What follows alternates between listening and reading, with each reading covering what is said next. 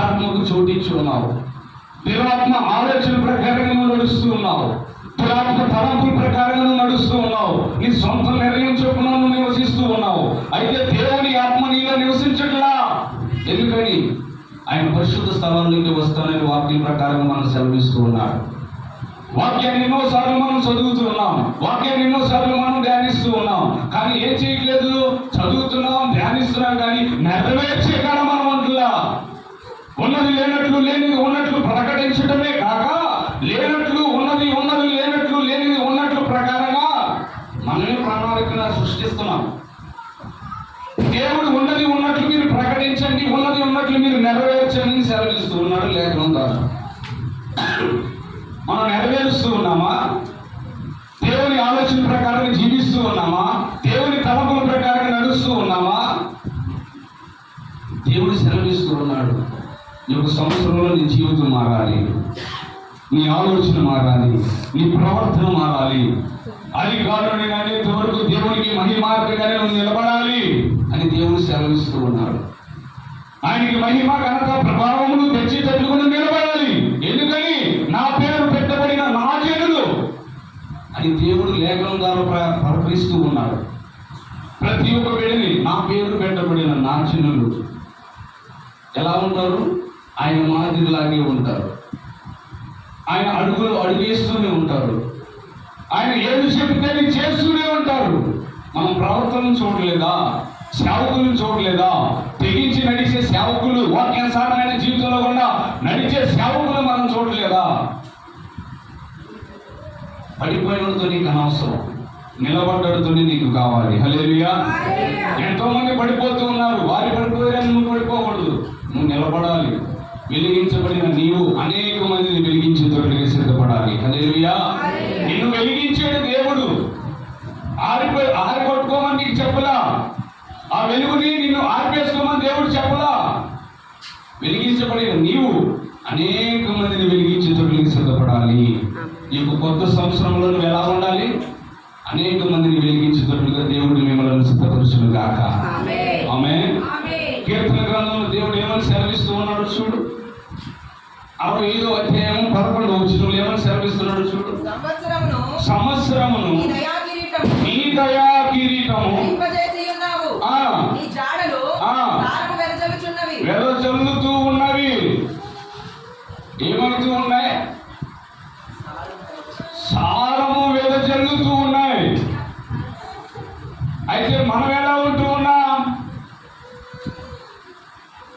దేవుని ఆత్మతో నింపబడి నువ్వు ఎలా ఉంటూ ఉన్నావు? దేవునికి మహిమార్థంగా బ్రతుకుతూ ఉన్నావా? విన్న వాక్యాన్ని అనేక మందికి బోధించే వ్యక్తిగా నువ్వు సిద్ధపడుతూ ఉన్నావా? సేవకునికి ఒక్కరికే కాదని, ఆయన రక్తములో కడగబడిన ప్రతి ఒక్క బిడ్డకి అవసరం. ప్రతి ఒక్క బిడ్డ ఆయన సొత్తు అయి ఉన్నారు కనుక ఆయన మాదిరిగా నువ్వు నిలబడాలి. ఆయన ఎలా అయితే భూమి మీద ఉన్నప్పుడు సవాలైన సాక్ష్యాన్ని విసిరేదో అలాంటి సాక్ష్యాలను నువ్వు విసిరేటప్పుడు సిద్ధపడాలి. పెరిగిందలకు కలిగిన ఆత్మను మనకి ఇవ్వడా, ఇంద్రియ నిగ్రహం కలిగిన ఆత్మను మనకు దయచేశాడు. ఇంద్రియ నిగ్రహం కలిగిన ఆత్మను నీలో ఉన్నట్లయితే నువ్వు ఎలా ఉంటావు? దేవునికి నమ్మకంగా బ్రతుకుతూ ఉంటావు. దేవుడు అంటే భయపడుతూ ఉంటావు. దేవుని ఆలోచన ప్రకారం నువ్వు జీవిస్తూ ఉంటావు. నీకు తెలియకపోతే దేవుణ్ణి అడుగుతూ ఉంటావు. ఎందుకు? దేవుని చిత్తాన్ని నెరవేర్చాలి. ఆశ, ఆసక్తి ఎలా ఉంటుంది? నేను నెరవేర్చాలి. అనేకమైన ఆత్మ పంటలని కొయ్యాలి. ఎందుకు? వ్యర్థమైన మాటలు ఎంతో మంది లోకంలో పడేయట్లేదా? ఎవరాలు? వాళ్ళు దేవుని సొత్తా? దేవుని సొత్తు కాదు. వాళ్ళు విలువైన వాక్యాన్ని ప్రకటించి వారి పాప భారాలన్నిటిని కొట్టివేసేటట్లుగా క్రైస్తవుడు అనబడుతున్న నువ్వు మొరపెడుతూ ఉన్నప్పుడు, దేవుడి ఆత్మతో నింపబడుతూ ఉన్నప్పుడు, నీలోనున్న ఆత్మ, పరిశుద్ధాత్మ నీలో నుండి నువ్వు ప్రకటిస్తూ ఉన్నప్పుడు నీ ఎదురుగా ఎవరైనా ఉండొచ్చు, రక్షణ లేని వారిని ప్రతి ఒక్క బిడ్డని ఆకర్షిస్తూ ఉంటాడు. హల్లెలూయా. ప్రతి ఒక్క బిడ్డని ఆకర్షిస్తాడు. నీలో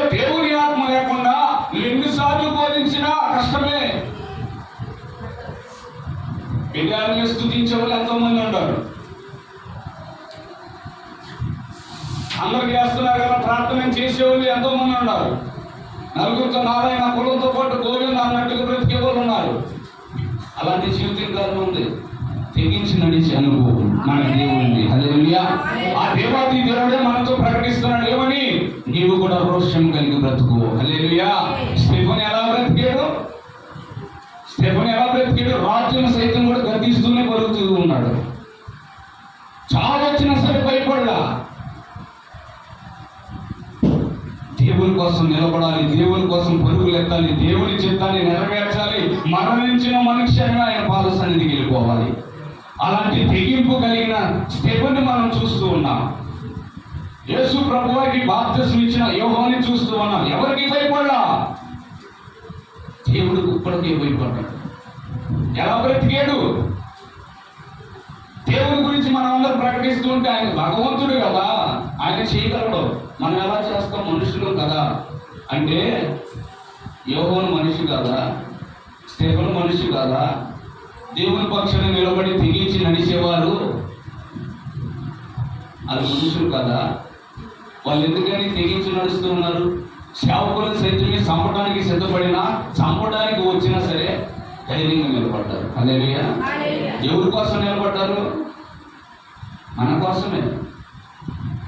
దేవుడు ఎలాగైతే మన కొరకు ప్రాణం పెట్టాడో, నిజంగా ఆయన పేరు పెట్టబడిన నీవు, నిజంగా ఆయన కుమారుడివి కుమార్తెవి అయితే నీవు ఎలా నిలబడతావు? నీ తండ్రి ఎలా చేసినో కుమారుడు వర్తులు నీవు కూడా అలాగే చేస్తున్నావు. హల్లెలూయా. అలాగే చేస్తారు కూడా. ఎక్కడ భయపడరో? దేవుని నామమును గణపరచడానికి, ఈ భూమిని పరలోకంలాగా మార్చడానికి సిద్ధపడతారు. హల్లెలూయా. మనం ఎవరు? ఆయన సైనికులు. మనం ఎవరు? రోషం కలిగిన దేవుని బిడ్డలు. హల్లెలూయా. ఆ దేవాది దేవుడు ఏమని సెలవిస్తూ ఉన్నాడు? యథావిధిగా పాతవి గతించును, ఇదిగో సమస్తం క్రొత్తవాయును. పాతవి వదిలేసేయాలి. ఈ కొత్త సంవత్సరంలో అడుగుపెట్టిన నీవు పాతవి వదిలేసేయాలి. హల్లెలూయా. హల్లెలూయా. పాతవి వదిలేసేయాలి. ఎక్కడ నుండి నువ్వు ఎలా బ్రతకాలో తెలుసా? దేవుని చిత్తాన్ని నెరవేర్చే బిడ్డగానే బ్రతకాలి. దేవుడు ఏదైతే నీతో మాట్లాడుతూ ఉన్నాడో ఆ మాట చెప్పు ప్రకారంగా నేను నిలబడాలా. ఆయన అటెల్లు అంటే అటు వెళ్ళాలి, ఇటెల్లు అంటే ఇటు వెళ్ళాలా. నువ్వు ఆడే కూర్చోంటే ఆడే కూర్చోవాలా. ఎందుకో తెలుసా? నిన్ను పుట్టించింది ఆయన. హల్లెలూయా. నిన్ను పరామర్శిస్తుంది ఆయన, నిన్ను ఆదుకుంటుంది ఆయన, నీ మీదకి ఏ తెగులు రానికుండా చేస్తుంది కూడా ఆయనే. నీలో ఊపిరి ఉందే అది కూడా ఆయనే. నేను అసలు చెక్కింది దేవుడు. హల్లెలూయా. హల్లెలూయా. అయితే నువ్వు ఆయన సొత్తు ఉన్నావు కనుక నువ్వు ఎలా నడవాలి? ఎలా నిలబడాలి? దేవుడు ఎలాగైతే పరిశుద్ధ గ్రంథం ద్వారా మనకు బయలుపరుస్తూ ఉన్నాడో అలాంటి జీవితం మనకి కలగాలి. హల్లెలూయా. అలాంటి అనుభవం మనలోకి రావాలి. పాస్టర్ గారు మీకు తెలుసు, మీకంటే నార్మల్గా మీకు తెలుసు కనుక మీరు నడుస్తూ ఉన్నారని మీరు అనొచ్చు. ఎన్నోసార్లు దేవుడు ప్రకటించడం కదా. సేవకుల్లో ఉండి పరిశుద్ధాత్మ దేవుడు ప్రకటిస్తూ ఉన్నాడు. కానీ ఇటేంటున్నాం, ఇటు వదిలేస్తున్నాం. యేసన్న గారు మాట అంటాడు, ఏమన్నా తెలుసా? వింటారు బాగానే, శ్రద్ధగా ఆలోచిస్తానేమంటున్నారు. కానీ ఒక్కసారి లేచి దులుపుకున్నారంటే ఆడే పోయిందంట వాక్యం. హల్లెలూయా. ఆడే విడిచిపెట్టి వెళ్ళిపోతారంటే ఇంక వాక్యాన్ని. అంటే ఆ దులిపేసారంటే ఆ వాక్యాన్ని వదిలేసారంటే దానికి అర్థమైంది పురాణం చేతులకు అప్పగించేసారు వాక్యాన్ని కూడా. నిన్ను ఎదుగుదలకు తీసుకెళ్ళడానికి దేవుడు మాట్లాడాడు. హల్లెలూయా. నేను ఆశీర్వాదకరంగా మార్చడానికి దేవుడు మాట్లాడాడు, దీవెనకరంగా మార్చడానికి ఆయన మాట్లాడాడు. అదిగో ప్రవక్తల ద్వారా చేసిన అద్భుత కార్యములను, సూచక క్రియలను, మహత్ కార్యములను మన పక్షాన కూడా నెరవేర్చాలని ఆశపడుతూ ఉన్న దేవాది దేవుని వైపు చూస్తూ, దేవా నీ చిత్తం ఎలా అయితే నా పక్షాన నెరవేర్చాలని ఆశపడుతూ ఉన్నావో అతి ఆశను మా పక్షాన నెరవేర్చును గాక అనాలి. ప్రతి ఒక్కరూ నోడుదల ఈ దినాన రేపుడు దినానికి ఈ దినమేగా. హల్లెలూయా. హల్లెలూయా. ఈ దినాన ప్రతి ఒక్కరు వాగ్దానం తీసుకోవాలి కదా. వాగ్దానం తీసుకుంటున్న నీ జీవితంలో ఏదైతే దేవుడు నీకు వాగ్దానిస్తున్నాడో అట్టి వాక్యం నీ పక్షాన నెరవేర్చబడును గాక. ఆమేన్. ఆమేన్. ఆ వాక్యాన్ని నీ పక్షాన్ని నెరవేర్చడానికి ఈ కొత్త సంవత్సరంలో దేవాది దేవుడు లోతైన జ్ఞానాన్ని మనకు బయలుపరుస్తూ ఉన్నాడు. వాగ్దానాన్ని తీసుకున్నాం, దేవుడు ఇచ్చిన వాక్కును మనం తీసుకున్నాం, కానీ మన పక్షాన్ని నెరవేర్చబడట్లేదే అని అనుకుంటే ఏదో పొదువుగా ఉంది. హల్లెలూయా. వాగ్దానం తాగుబోతులు కూడా చెప్తున్నారు, దేవునికి వ్యతిరేకులు తీస్తున్నారు, తిరుగుబోతులు తీస్తున్నారు, ప్రతి ఒక్కరు తీస్తున్నారు వాగ్దానం. కానీ ఎవరి పక్షాన నెరవేర్చబడింది వాగ్దానం? నిజముగా మొరపెట్టి దేవుని కోసం రోషం కలిగి నిలబడిన వారి పక్షాన్ని నెరవేర్చబడింది. హల్లెలూయా. అందరి పక్షాన్ని నెరవేర్చబడదు. యోహాను సువార్తలో కూడా దేవుడు అంటాడుగా, పాపులు మనమే నేను ఆరాధింపునని మీరు ఎరిగి ఉన్నారు కదా. మరి ఆ పక్షాన్ని కూడా దేవుడు కాపాడుతున్నాడు కంటే సమయాన్ని ఇస్తున్నాడు దేవుడు. ఇప్పుడు కన్నా మారుతాడేమో అని సమయాన్ని పొడిగిస్తాడు దేవుడు. వాగ్దానం ఇచ్చాడు, నువ్వు మారిన తర్వాత నీలోనే నెరవేర్చబడింది. హల్లెలూయా. నీ వాగ్దానం కొట్టివేయబడదు, ఎవరు తీసినా సరే కొట్టివేయబడదు. వాగ్దానాన్ని, ఆ యొక్క వాక్కును అలాగే ఉంచుతాడు. నువ్వు ఎప్పుడైతే మారి దేవుని నమ్ముకొని ప్రభునందు విశ్వసించి రోషం కలిగి నిలబడతావో, వాక్కు చొప్పున నువ్వు పరుగులెత్తుతావో, దేవుడే నాకు సర్వం అని బ్రతుకుతూ ఉంటావో, అప్పుడే ఆ వాగ్దానాన్ని పక్షాన నెరవేర్చబడింది. హల్లెలూయా. దేవుని సెలవు ఇచ్చిన మాటే. అయితే దేవుని పక్షాన నిలబడాలి కదా ప్రియమైన సహోదరి సహోదరుడా. దేవాది దేవుడు ఏమంటున్నాడు చూడు. 2వ కొరింథీయులకు రాసిన పత్రిక 5వ అధ్యాయము 17వ వచనం. కొంచెం ఆ సౌండ్ ఆపితే వాక్యాన్ని ఎదురండి. హల్లెలూయా. హల్లెలూయా. వ్యాసకుడు రానమ్మా త్వరగా. 2వ కొరింథీయులకు రాసిన పత్రిక 5వ అధ్యాయం 17వ వచనం. లాస్ట్ మాట చెప్పి నేను ముగించేస్తా. హల్లెలూయా. కాగా ఎవడైనను హల్లెలూయా. మళ్ళీ ఒకసారి చదవాలి, అందరు జాగ్రత్తగా వినండి. కాగా ఎవడైనను క్రీస్తునందున్న ఎడల వారి నూతన సృష్టి, పాతవి గతించెను, ఇదిగో క్రొత్తవాయెను. హల్లెలూయా. హల్లెలూయా. ఇదిగో దేవాది దేవుడు నీకు సెలవిస్తున్న ఈ దినాన దేవుడు ప్రకటిస్తున్న ఈ యొక్క వాక్యము నీ జీవితంలో నెరవేర్చబడును గాక. ఆమేన్. ఆమేన్. ఇదిగో ప్రియమైన సహోదరి సహోదరుడా, నీకు దేవుడు బయలుపరుస్తూ ఉన్నాడు. ఏమని? ఇదిగో పాతవి గతించెను, సమస్తము క్రొత్తవాయెను. హల్లెలూయా. నీ జీవితంలో క్రొత్త జీవితాన్ని నువ్వు అనుభవించబోతూ ఉన్నావు. హల్లెలూయా. దేవుని కృపను నువ్వు కోరుకుంటూ ఉన్నావు గనక దేవుని పక్షాన ఇంతకాలం ఏదైతే మొరపెట్టి ఉన్నావో దేవుడు నీ పక్షాన నెరవేర్చబోతూ ఉన్నాడు. హల్లెలూయా. హల్లెలూయా. విశ్వసించి దేవుని వైపు చూస్తూ అడుగు. ఈ కొత్త సంవత్సరంలో అయినా ఎంతమంది అయినా సరే, తాగుబోతులైనా తిరుగుబోతులైనా ఎవరైనా సరే, ఈ సమయం వచ్చిందంటే అందరూ ఏడుంటారు? వాళ్ళకు కూడా భయమే. హల్లెలూయా. హల్లెలూయా. వాళ్ళకు కూడా భయమే. సన్నిధికి పరుగులెత్తుతారు. హల్లెలూయా. ఎందుకు? ఈ సంవత్సరం అంతా ఎక్కడ తాగాము, ఎక్కడ తిరిగాము, అయిపోయింది మొత్తం. ఈ సంవత్సరం కూడా ఈ టైంలో కూడా దేవుని కాడ కలలేదు అనుకో, నలుగురితో పాటు కూర్చొని సూత్రం అనలేదు అనుకో, దేవుడు మా కుటుంబాలు మా మీద కూర్చుంటాము, అదో భయం. హల్లెలూయా. దేవుడు అంటే భయం ఉంది, కానీ రానీయకుండా చేస్తున్న దురాత్మను అడ్డగించిన దురాత్మలను పతనం చేయడానికి మనల్ని ఎన్నుకున్నాడు. హల్లెలూయా. హల్లెలూయా. ఆ దురాత్మలను నాశనం చేయడానికే మనల్ని ఎన్నుకున్నాడు దేవుడు.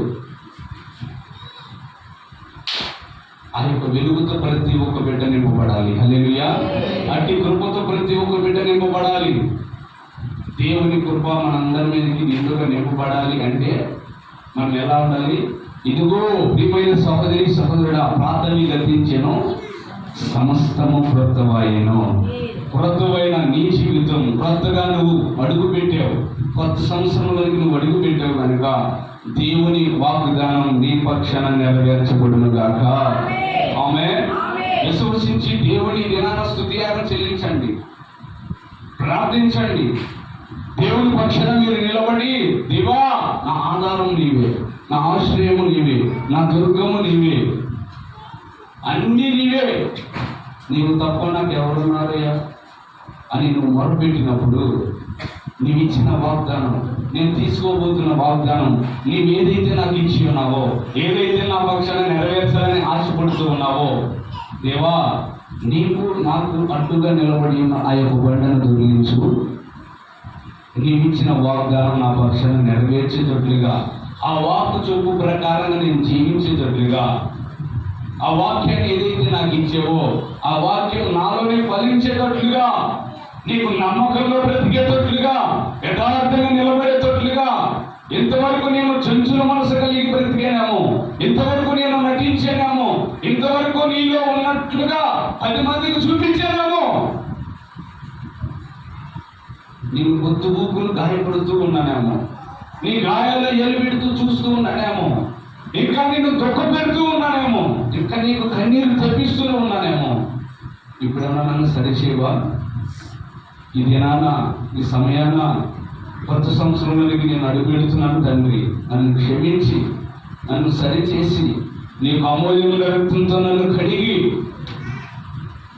నీ బిడ్డగా నన్ను మార్చి, ఇక్కడైనా సరే నడుము కట్టుకొని నిలబడి నీ సేవలో కొనసాగి పరుగులెత్తేటట్లుగా నన్ను లేవనెత్తవా అని ఒక్కసారి విరిగి నలిగిన హృదయముతో మొరపెడితే, అదిగో దానియేలును మనం చూస్తూ ఉన్నాం, ప్రార్థిస్తూ ఉన్నాడు. ఆ ప్రార్థనకి ప్రతిఫలం కుమ్మరించాడు. ప్రవక్తలను పడుతున్న వారు ప్రార్థించారు. ఎలాంటి ప్రార్థన చేశారు? కొనుక్కొని స్థుతించడం కాదు, హాస్పిటల్ వేసుకొని స్తోత్రం అనడం కాదు. కొంతమంది స్టైల్ కూడా చేస్తున్నారు ప్రార్థనలో. ఏ ప్రార్థనకు ప్రతిఫలం వచ్చిందో తెలుసా? మోకాళ్ళ అనుభవంలోనే వచ్చింది. హల్లెలూయా, హల్లెలూయా. నువ్వు మోకరించి మొరపెడితే నిన్ను ఆటంకపరచాలని ఏది చేస్తున్న దురాత్మలను తీసి పక్కనుంటాడు. హల్లెలూయా, హల్లెలూయా. నీ జోలికి రానివ్వని చేస్తాడు. ఎందుకని మనం వాక్యంలో చూస్తూ ఉన్నాం, యోగులు చూస్తూ ఉన్నాం కదా. దేవుడు దురాత్మను అడిగినప్పుడు, ఏడకెళ్ళి వచ్చేవాళ్ళు అన్నప్పుడు, నా సేవకుడు కనపడలేదని దేవుడు అడుగుతున్నప్పుడు కూడా ఏమండి, నువ్వు నీ ఏడు చుట్టూ ఆయన చుట్టూ నీ ఎక్కింటని చూపించావు కదా, నేను వెళ్ళడానికి దారి లేదు కదా. ఎవరు సాక్ష్యం ఇచ్చారు? చూడండి, ఎవరు సాక్ష్యం ఇచ్చారు చెప్పాలి. వినలేదు ఇప్పుడు. ఎవరు సాక్ష్యం ఇచ్చారు? సాతాను, దురాత్మ దేవునికి సాక్ష్యం ఇచ్చింది. మన గురించి పక్కనోడు సాక్ష్యం ఇస్తున్నారా? మన గురించి పక్కనోడు సాక్ష్యం ఇస్తున్నారా? దురాత్మ దాకా వెళ్ళాల్సిన పని లేదు. ముందు మన పక్కనోడు సాక్ష్యం ఇస్తున్నాడు లేదు తెలుసుకో. మన పక్కన కూర్చున్న వాళ్ళు కూడా సాక్ష్యం ఇస్తున్నారు లేదు తెలుసుకో. ప్రియమైన సహోదరి సహోదరుడా, అది నీకు చాలా అవసరం.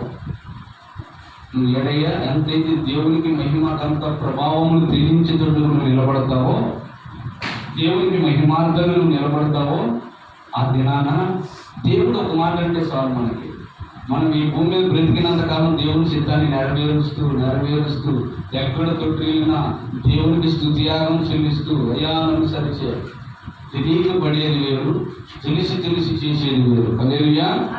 ఫర్ ఎగ్జాంపుల్కి మనం గమనించినట్లయితే తొందరగా క్లోజ్ చేస్తారు. హల్లెలూయా. మీరు నా వైపు చూడలేదనుకో ఇంకొంచెం తెలుస్తారు. హల్లెలూయా, హల్లెలూయా. నా వైపు చూడలేదనుకో ఎక్కడ చూసినా సరే శక్తిగా హల్లెలూయా, హల్లెలూయా. అన్ని లేకపోయి 1 గంట అవుతుంది పాస్టర్ గారు అని నా సైకిల్ చేయాల్సిన వాళ్ళు. హల్లెలూయా, హల్లెలూయా. త్వరగానే క్లోజ్ చేస్తే అయిపోవచ్చింది. హల్లెలూయా, హల్లెలూయా. దేవుడు మనతో మాట్లాడుతూ ఉంటాడు. చాలాసార్లు మనం పరీక్షించుకున్నట్లయితే మన పిల్లలు ఉన్నారంటే ఒక తప్పు చేసినప్పుడు వాళ్ళని పటామని కొట్టేమనుకో, చామని కొట్టేమనుకో, మళ్ళా తప్పులకు వెళ్తారా? ఎందుకు? అది తప్పనే కదా నా తండ్రి నన్ను కొట్టింది, అవునా? అప్పుడు సరి చేసుకుంటారా? లేదంటే అది తప్పు చేసి వచ్చినా కానీ దాన్ని మనం మెచ్చుకుంటున్నాం అనుకో, ఏమవుతాడు? అందుకే దేవుడు ఊరకు కాదు, పొద్దున కూడా మాట్లాడింది. ఏమని? చూసాను నేను ఏం మాట్లాడాడు? వారు నడవవలసిన త్రోవను వారికి నేర్పము. నేర్పుము. దానిలో నుండి వాడు పెద్దవాయన అయినప్పుడు దాని నుండి తొలగిపోడు. చెప్పరా నేను చెప్పాలి కూడా. హల్లెలూయా హల్లెలూయా. ఇదే కదా మనం తెలుసుకున్నాం. పరిశుద్ధాత్మ దేవుడు మనతో మాట్లాడి బాలుడు నడవవలసిన త్రోవను వారికి నేర్పుము. వాడు వాడు పెద్దవారైనప్పుడు దాని నుండి దానిలో నుండి తొలగిపోడు. తొలగిపోడు. అంటే ముందు ఎలా ఉండాలి? మనం సరిచేసే కాదు ఉండాలి. హల్లెలూయా. తప్పు చేసినా దాన్ని వెనకేసుకొచ్చేటట్లు మనం ఉండకూడదు. హల్లెలూయా. పౌరు గారు లాగా మారాల్సి వచ్చింది. హల్లెలూయా హల్లెలూయా. వ్యర్థంతో రామంటారా, ప్రేమతో రామంటారా? హల్లెలూయా. అట్లా మారమంటారా? దేవునికి మహిమ కలుగును గాక. ఒకసారి ఒక మాట చెప్పిన, ఏమనంటే దేవుడు పండగేసుకోవటమన్నాడు అన్న. హల్లెలూయా. అని ఎందుకు పిల్లలను కొట్టావంటే అసలు దేవుడు పండగేసి కొట్టమన్నాడు తెలుసా అన్న. పండగేసి కొట్టి చచ్చిపోరా అన్నాడు. అదే ఆయన ఏం దేవుడు అన్నాడు. దేవుడు విశ్వాసే. బండానగా ఏంటిదండి? వాక్యం. హల్లెలూయా. ఎన్నోసార్లు విన్నాం కానీ ఎంతమంది ఏమన్నారు. హల్లెలూయా హల్లెలూయా.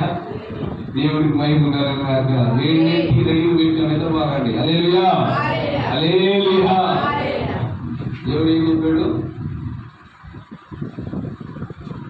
ఏం చెప్పాడు అన్నాడా? అంటే వాళ్ళకి ఏమర్థమైంది? నిజమైన బండ అనుకున్నాడు. హల్లెలూయా. కానీ దేవుడు చెప్పింది అది కాదు. వాక్యం అనే బండకేసి కొట్టమన్నాడు. కొట్టడం అంటే ఏంటో తెలుసా? నాది పీకినట్టు కొట్టడం అంటే వాక్యమే ఆధారం. హల్లెలూయా. తప్పు చేసిన వాడు సరిదిద్దుకోవడానికి కారకుడుగా నిలబడాలి అంటే మొట్టమొదటిగా మనకు వాక్యం అనే జీవితం మనకు కలిగి ఉండాలి. హల్లెలూయా. వాక్యానుసారమైన జీవితం నడుస్తూ ఉంటే పరిశుద్ధాత్మ దేవుడు నీలోకి వచ్చి ఎవరు తప్పు చేస్తానో సరి చేస్తాడు. హల్లెలూయా హల్లెలూయా. తప్పు వాక్యాన్ని తెలుసుకొని కూడా తప్పు చేయాలని ఆలోచన వచ్చినా సరే దేవుడు ఆ దారిని పోనీయడు. ఎందుకో తెలుసా? నువ్వు దేవుని పక్షాన్ని నిలబడి ఉన్నావు. హల్లెలూయా హల్లెలూయా. నువ్వు దేవుని పక్షాన్ని నిలబడి ఉన్నావు కనుక అట్టి ఆలోచన కూడా రాలేదు. హల్లెలూయా. ఎందుకో తెలుసా? దేవుని మీద నీకు చాలా ఆశ. హల్లెలూయా. ఆయన వైపు నువ్వు చూసి నడుచుకున్నట్లయితే ఆయనతో నువ్వు సదాకాలం జీవించాలి. ఆయన రాజ్యంలో నువ్వు ఉండాలి. ఆయనతో నువ్వు ముందుకి పరుగులు ఎత్తాలి. నువ్వు బ్రతికినంత కాలం ఆయనకి సువార్త ప్రకటిస్తూ ఆయన నామాన్ని కనపరుస్తూ ఆయనతో నీతో ఆయన ఏకరీతిగా నిలబడి మరణించిన మనుష్యాన్ని ఆయన రాజ్యంలో ఉండేటట్లు లేవనెత్తను గాక. ఆమేన్ ఆమేన్. అట్టి ధన్యత పరిశుద్ధాత్మ దేవుడు యేసుక్రీస్తు నామములో మనందరికీ దయచేయబడును గాక. ఆమేన్ ఆమేన్ ఆమేన్.